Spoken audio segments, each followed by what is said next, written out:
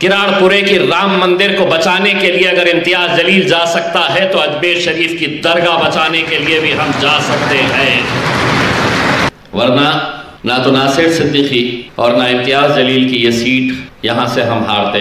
दूसरों पे उंगली उठाने से पहले हमें कुछ हमारे ही अपने लोगों के ऊपर नज़र डालने की ज़रूरत है।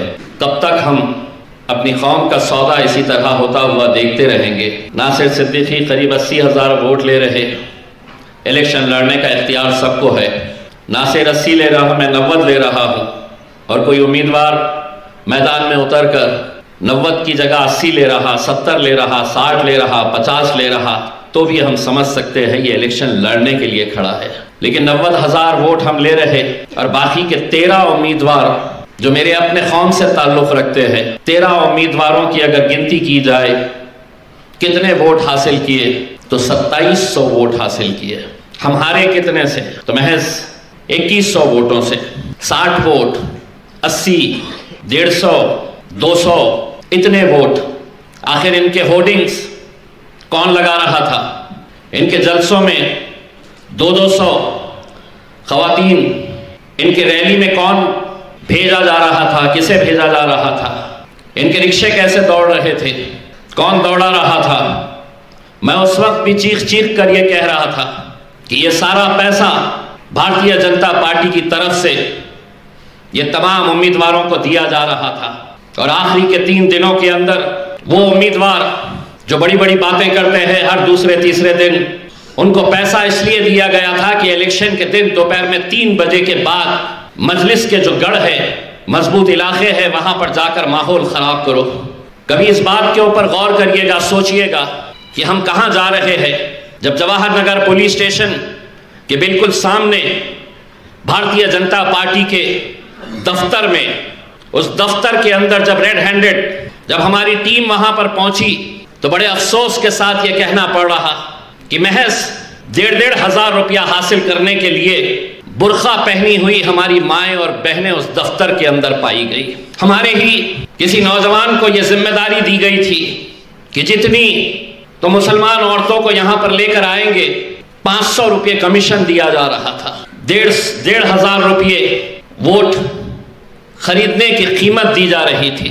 इख्तिलाफ आपका मुझसे हो सकता है, इख्तिलाफ नासिर सिद्दीकी साहब के साथ हो सकता है, लेकिन 5 साल जो कौम का इतना बड़ा नुकसान किया गया है, उस दौर के अंदर जहां पर चुनकर आने के फौरन बाद भारतीय जनता पार्टी के कुछ नेता किस तरह की बयानबाजी कर रहे हैं, सारे लोगों ने ये बात का एतराफ़ किया कि इतनी सारी सीटें आई कैसी भारतीय जनता पार्टी की। कोई ईवीएम पर सवाल उठा रहा, आखिरी घंटे में जो वोटिंग में धांधलियां की गई, ये सवाल उठाए जा रहे। इसको डाइवर्ट करने के लिए बड़ी ही चालाकी के साथ अजमेर शरीफ की दरगाह का मुद्दा लाया गया और मीडिया से कहा गया कि अब इलेक्शन की बेईमानी के बारे में चर्चा नहीं होगी, अब अजमेर शरीफ की दरगाह चर्चा का मुद्दा बनाया जाए करके।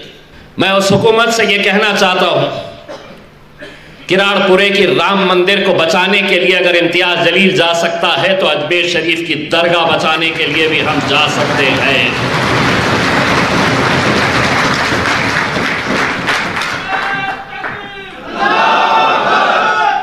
यकीनन हम जिस मजहब से ताल्लुक़ रखते हैं, मायूसी कुफ्र है।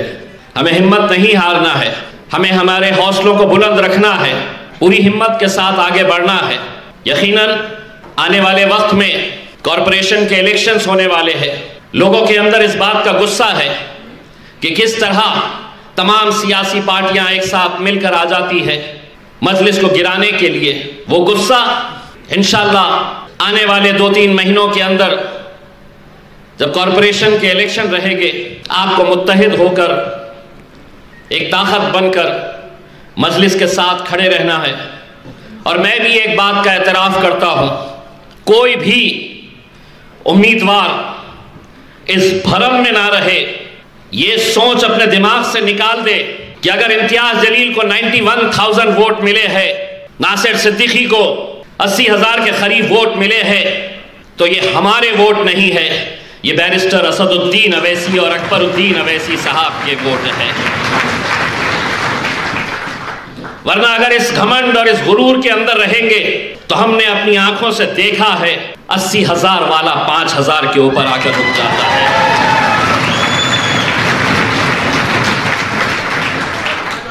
ये मोहब्बत यकीनन असद साहब, अकबर साहब, जिस तरह की मेहनत दोनों भाइयों ने मिलकर पूरे महाराष्ट्र के अंदर की, हम असद भाई पूरी आवाम की तरफ से आपका तहे दिल से शुक्रिया अदा करते हैं।